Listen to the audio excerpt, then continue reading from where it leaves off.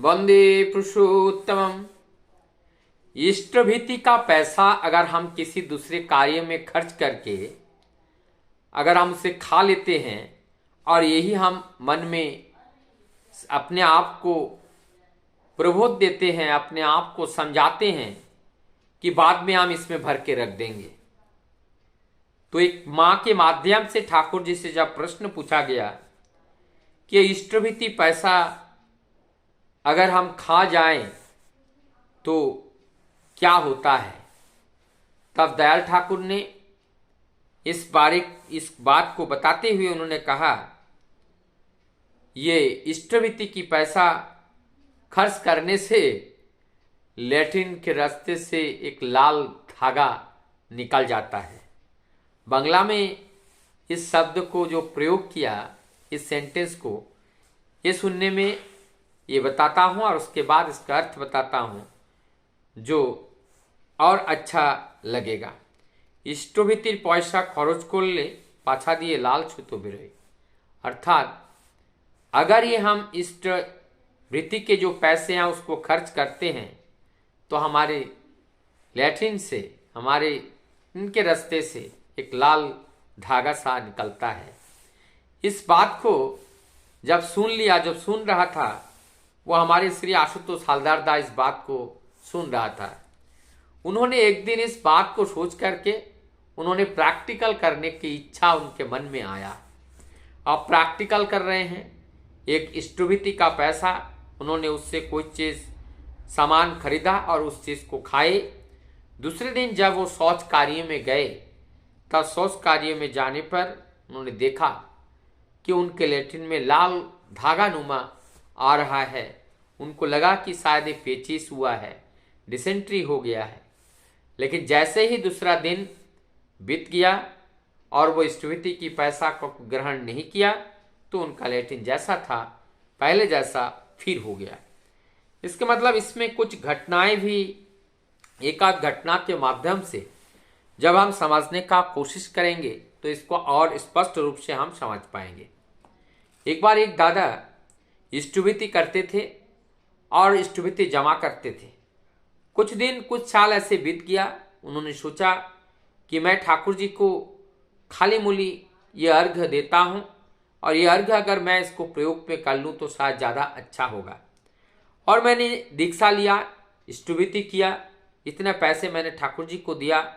हमारे जीवन में बहुत कुछ लाभ तो हुआ नहीं, तो हम जो है आप जो जितने इष्टभीति हमने ठाकुर जी को जमा किए हैं वो सारे इष्टभीति हम वापस चाहते हैं। ऐसी प्रस्ताव अपने आप में मन में सेट किया। करने के बाद ठाकुर जी के पास जाते हैं। वहाँ शिष्य बरदा उपस्थित रहते हैं। तुरंत बरदा को कह देते हैं, जब वो प्रणाम करने गए वो दादा, तब बरदा को कहते हैं इनकी सारे इष्टभीति के जो पैसे हैं वापस कर दो। तो उन्होंने कुछ बोला नहीं, लेकिन सारे इष्टभीति के पैसे उनको वापस कर देते हैं। और उन्होंने जाते जाते कहा कि आप इसमें से कुछ पैसे से बिस्कुट खरीद के कुत्ते को खिला देना। और जब वही इष्टभीति का पैसा वापस लेके जाते हैं, मंदिर के जो आश्रम से बाहर आते हैं, और तब वहाँ पर उन्होंने क्या कहा उनको कि आप जब जाओ तो इस पैसे से कुत्ते को बिस्कुट खरीद के खिला देना।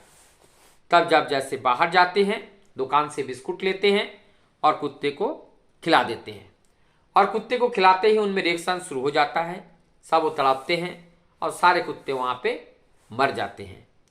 ये जो घटनाएं हैं, ये देखा गया कि जो इष्टभीति जो लोग ठाकुर जी को अर्पण करते हैं, जो ऑफर करते हैं, उसके अंदर कामनाएं होती हैं, वासनाएं होती हैं, लोभ होते हैं, तृष्णा होते हैं, माया होते हैं, मोह होते हैं। ये सारे विषैले जहर के रूप में उस अर्घ के साथ जुड़ा हुआ रहता है।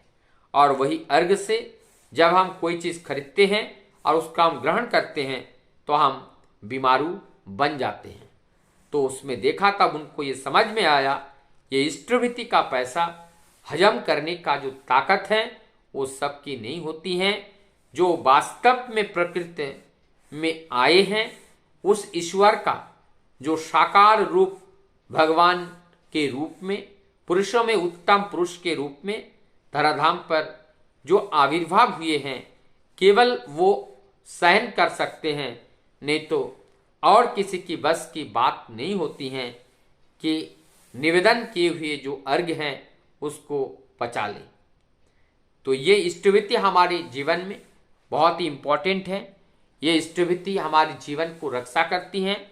ये इष्टविधि के माध्यम से हमारे हृदय में एक दया, करुणा, ममता, ये सारे चीज का उद्गम केंद्र हमारे हृदय हैं और उस हृदय से हमारी वो चीजें उत्पन्न होती हैं। तभी ये संपत्ति के रूप में हमारे पास होता है और इसी संपत्ति से हम अपने जीवन में बहुत सारे सुख सुविधाओं को प्राप्त करा पाते हैं और लोगों को भी सुख देने में हम लोग समर्थ हो पाते हैं।